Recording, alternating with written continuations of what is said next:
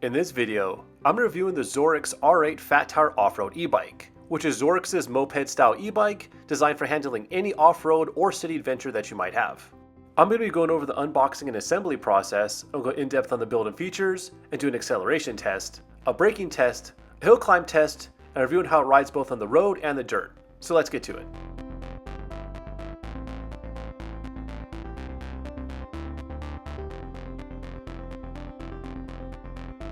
So the R8 comes in a pretty standard bicycle shipping box, but it is heavy, so make sure to be careful when moving, and I highly recommend having someone help you move it. After opening, the bike's assembled about 80%.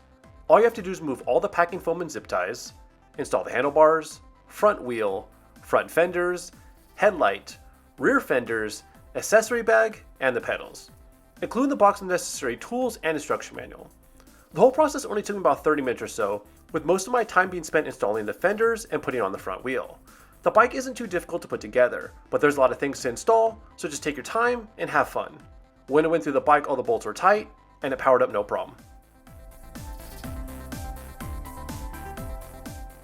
So just at first glance, you can see that the R8 leans heavily on looking like a dirt bike, with its swooping Moped-Style seat and front and rear Moped-Style fenders.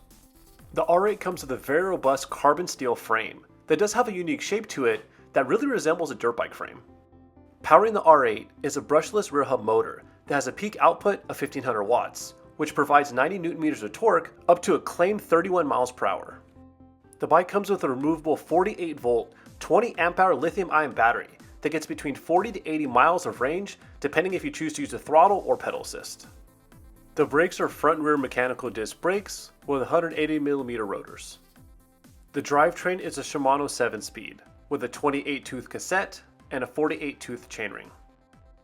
The R8 comes with 20-inch spoked wheels with knobby tires with a 4-inch width.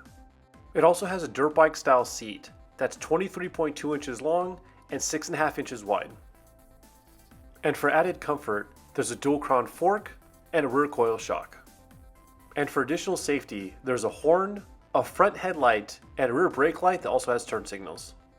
The R8 also comes with a very pretty LCD screen that shows your speed, battery level, assist level, odometer, and headlight status. There's also an accessory bag that's 8 inches long, 4 inches wide, and 3.5 inches tall, and has a phone holder that allows you to use the touchscreen. The bike weighs about 85 pounds and has a 330 pound load capacity. It's 64 inches long, has a wheelbase of about 42 inches, a seat height of 30.7 inches, a handlebar width of 28 inches, and is designed for people 4 foot 11 inches to 6 foot 3 inches tall. And at the time of this recording, you can pick up the R8 for $699. But if you want a dual motor version with better acceleration and a higher top speed, there's the R8 Pro for $869. Okay, so the first test we're going to do is to check out the speedometer accuracy of the R8. So there is 5 speed levels. First level is speed level 1, which is about 9.3 miles per hour, and then my phone says 9, so it's perfect. So next we have speed level 2, which the bike indicates 14.5 miles per hour, and 14 on the phone app. That's perfect as well. Next is from speed level 3, which goes up to 21.4 miles per hour, and the phone says 21. That's perfect as well. Okay, next is speed level 4, which is 26 miles per hour. The phone says 25, so it's barely off. Alright, last is speed level 5, which the bike is clocking out at 30 miles per hour. It says 28 on the app. Once again, a little bit off. Okay, next we're going to check out the hill climbing ability using only the throttle. This is a 9% gradient, and we're just cruising up this thing at about 24 miles per hour. Going down to 22. Okay, that was easy peasy. Let's go on something much steeper. Okay, so the next hill climb is a 15% gradient. We're gonna see if we can go up using only the throttle. Doing 16 miles per hour.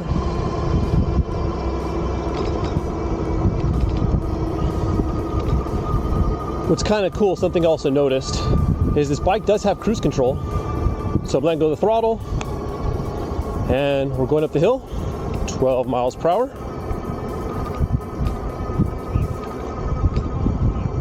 $11. Okay, hit the throttle again to turn off cruise control. All right. So a 15% gradient. It went up pretty easily, and just for reference, I'm about 180 pounds. Okay, the last hill climb is 22%. I'm gonna see how far I can get up this hill before I have to switch over to pedaling. We are in pedal assist 5. Oh man, okay. Down to 11, so now we're gonna start pedaling. Okay, so there is a lot of power on this bike when you need to pedal. Something to note though is that this has more of a dirt bike seat and it naturally pushes you forward.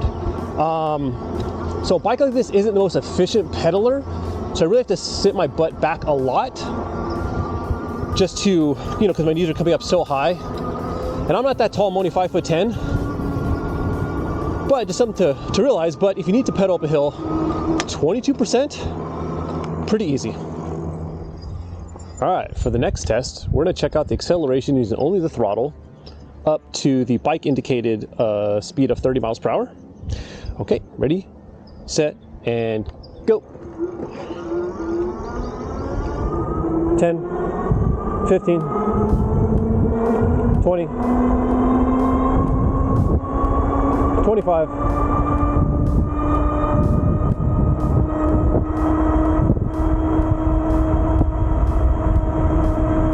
We're stuck at 29 right now. 30. So for the final results, the R8 went 0 to 10 miles per hour in 3.8 seconds, 0 to 15 in 5.1 seconds, 0 to 20 in 7.5 seconds, 0 to 25 in 11.2 seconds, and to the top speed of 30 miles per hour in 23.8 seconds. So the bike has a very smooth and linear power output. It gets up to 20 miles per hour pretty quickly, but then it slowly loses steam. But the power band is very user-friendly while still being fun and torquey. Next, I want to test out the braking distance from 3 speeds. First was from 10 miles per hour, which the bike stopped in 5 feet. Next was from 20 miles per hour, which the bike did in a very respectable 15 feet. And last was to the top speed of 30 miles per hour, which the bike stopped in 34 feet. So the brakes on the R8 are pretty decent. They're mechanical, so not the most powerful brakes out there, but they do stop the bike pretty quickly and they don't lock up very easily. So the last test is the ride comfort test, which in my opinion is the most important test for an electric bike. So I rode the R8 around a lot in my testing, through many neighborhoods and varying types of terrain, and the bike handled all of them with ease. The motor is smooth, it makes the R8 easily accessible to many riders. It does have some decent torque, but nothing crazy. The rider is able to open the throttle wide open from a stop and not have to worry about the bike wheeling or flipping.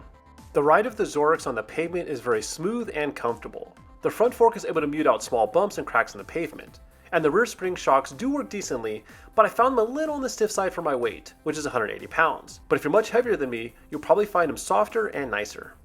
But whatever the suspension misses, you have a very well padded Moped-Style seat, and the 4-inch fat tires, which work like a charm.